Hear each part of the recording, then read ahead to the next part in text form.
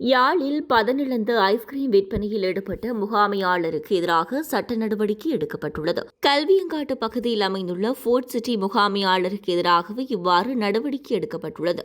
சம்பவம் தொடர்பில் மேலும் தெரிய வருகையில், நல்லூர் சுகாதார வைத்திய அதிகாரி பணிமனையின் மேற்பார்வை பொது சுகாதார பரிசோதகர் நிர்மலாநாதன் ஆலோசனையிலும் வழிகாட்டலும் ஃபோர்ட் சிட்டிகள், உணவகங்கள் மற்றும் தேநீர் சாலை என்பன தொடர்ச்சியாக பரிசோதிக்கப்பட்டு வருகின்றன.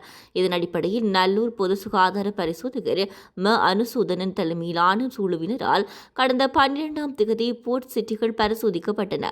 இதன்போது கல்வியங்காட்டு பகுதியில் அமைந்துள்ள போர்ட் சிட்டியில் பழுதடைந்த குளிர்சாதன பெட்டியில் உரிய வெப்பநிலை பேணப்படாமல் பதனிழந்த ஐஸ்கிரீம்களை விற்பனைக்காக வழிகாட்டி வைக்கப்பட்டிருந்தன அவதானிக்கப்பட்டுள்ளது.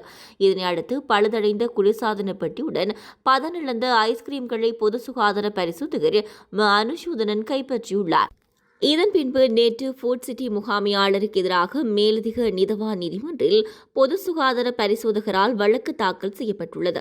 வழக்கினை விசாரணைக்கு எடுத்துக் கொண்ட நீதவான் ஃபோர்ட் சிட்டி முகாமையாளருக்கு எதிராக குற்றச்சாட்டுகளுக்கு முகாமையாளரே குற்றவாளி என இனம் கண்ட நீதவான் முகாமையாளருக்கு 1,35,000 ரூபாய் தண்டம் விதித்து தீர்ப்பளித்தமை குறிப்பிடத்தக்கது.